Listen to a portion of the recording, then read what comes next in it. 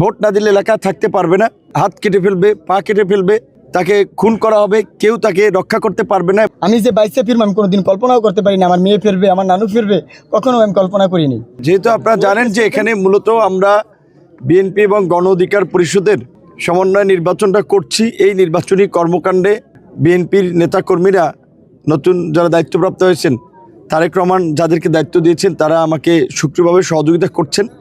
সমস্ত ঘটনাগুলো তাদের নখদর্পণে আছে। বিএনপির নাম পদবি ব্যবহার করে অনেককে বিভ্রান্ত করার চেষ্টা করা হচ্ছে, অনেককে কথা বলার ফলে তারা আমাদের সাথে ফিরে এসেছে। তো আজকে যেই ঘটনার প্রেক্ষাপটে আমরা এখানে আসলাম, আপনারা শুনেছেন আমার উপস্থিতিতেই উপজেলা বিএনপির সদস্য সচিব তার উপস্থিতিতেই আমরা আমাদের যুব অধিকার পরিষদের কর্মী যাকে প্রতিনিয়তই হুমকি দেওয়া হচ্ছিল যে হাত কেটে ফেলবে, পা কেটে ফেলবে, তাকে খুন করা হবে, কেউ তাকে রক্ষা করতে পারবে না। এবং এই হুমকি শুধুমাত্র এই আমখলায় নয়, আমখলা, গোলখালি, গলাচিপা, দশপিনার অনেক জায়গায় আমরা শুনেছি এবং অনেককে বাড়িতে গিয়েও হুমকি দেওয়া হয়েছে।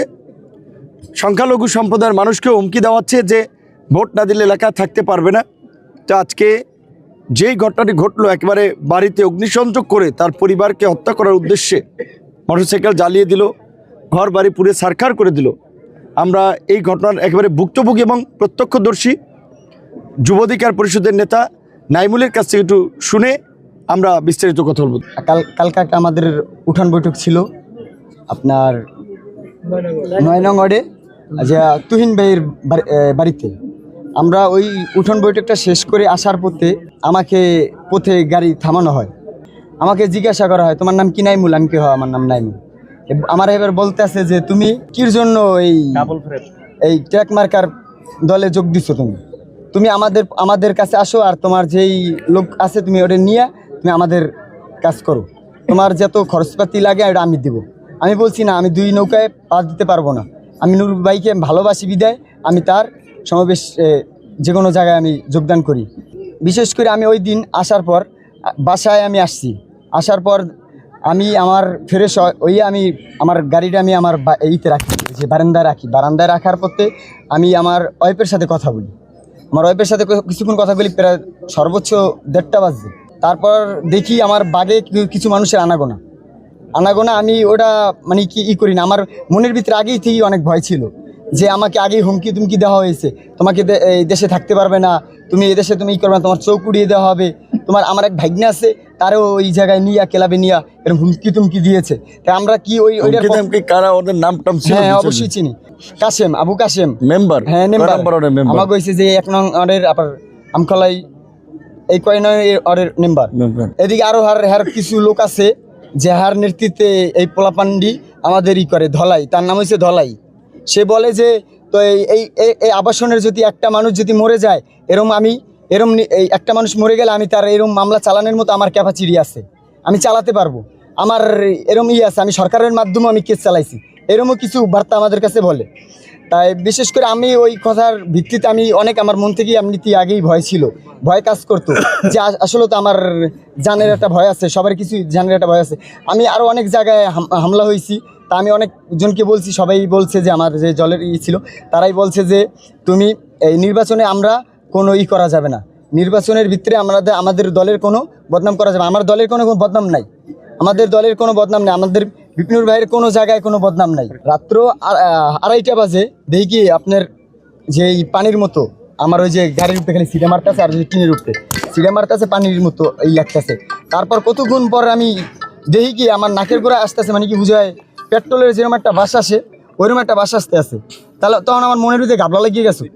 কিছুক্ষণ বাদে আমি একটু মোবাইলটা রাইখে আমি একটু স্তব্ধ হয়ে রয়েছিলাম, দেখতে পারছি আমি যে মানুষের অনেকই আনাগোনা। তাস করে 2 জন লোক আইসেই ম্যাচ মাইরা দাপ করে জ্বালাই দিয়েছে, পুরো দেখি অন্ধকার ওই পাশে এককালে যে পিছে পুরো আলোকিত হয়ে গেছে, পুরো আমার যে ঘরটা অন্ধকার ছিল তারা পরিষ্কার হয়ে গেছে একবার। মানে কাগজ যে ফেস আমি এককালে সামনে দেখছি আমি ওই যে 2 জন। হ্যাঁ জি, আমি 2 জনের নাম হয়েছে যে আপনার এই সাইরুলের পোলা, আর নাম হয়েছে যে আপনার আরিফ, আর যে হয়েছে যে আপনার এই এনে তরমুজ দেয় মিজানুর, আর মিজানুরের ভাইয়ের নাম হয়েছে যে ওই আমানুল। ওরা আমানুর, আরিফ, 3 জন। আমি এই কয়জন চিনি, কিন্তু আরো অনেক লোক ছিল আমার। হ্যাঁ পেট্রোল মারছিল। 5 মিনিট সময় করে নাই ভাই, 5 মিনিট। আমার একটা মেয়ে 1.5 বছর বয়স, 1.5 বছর বয়সের মেয়েটা আমার কিন্তু আমার সবই গেছে, আমি তো সর্বহারা, আমার কইতে গেলে আমার কিছুই নেই, কিন্তু আমার কিন্তু এটা দুঃখ না। আমার দুঃখ একটাই যে আমার 1.5 বছরের মেয়ে যদি আজকে যদি এই দুর্ঘটনায় যদি আমাদের তো কেউ পাইতই না। আমরা যেই পরিস্থিতিতে ছিলাম ওই সময়কালে আমি যে বাইসে ফিরবো আমি কোনোদিন কল্পনাও করতে পারি না। আমার মেয়ে ফিরবে, আমার নানু ফিরবে, কখনো আমি কল্পনা করিনি। ঘরে কে কে ছিলেন? আমার নানু ছিল, আমার এই 1.5 বছরের মেয়ে ছিল, আর আমি ছিলাম, আর আমার আম্মু ছিল ওই পাশে। তাহলে আমি যে বাইসে ফিরবো আমি কোনোদিনও কল্পনা করতে পারিনি। তাহলে আমার জীবনের যেই ঝুঁকিপূর্ণ এটার তারা আমার এই প্রতিনিয়ত গেলে হুমকি দাম কি করতে আছে। তাহলে আমি চাই যে একটা অবশ্যই এটার সুষ্ঠু একটা তদন্ত করে সুষ্ঠু একটা বিচার আমি আশা করি। সাংবাদিক ভাইরা, আপনারা সবচেয়ে বড় সাক্ষী। আমি গত 1 সপ্তাহ ধরে বারবার বলে আসছিলাম যে এখানে বিএনপির উচ্ছৃঙ্খল নেতা দল থেকে বহিষ্কৃত হয়েছেন শৃঙ্খলা ভঙ্গের কারণে। জনাব হাসান মামুন তিনি নির্বাচন করার জন্য প্রার্থী হন নাই, তার দল নাই, সংগঠন নাই, তার সাথে মানুষ নাই, তিনি নির্বাচন বানচাল করার জন্য প্রার্থী হয়েছেন। এবং বাংলাদেশের এই নির্বাচন আপনারা জানেন যে খুবই গুরুত্বপূর্ণ একটি নির্বাচন এবং একটা ঐতিহাসিক সন্ধিক্ষণে আমরা দাঁড়িয়ে আছি।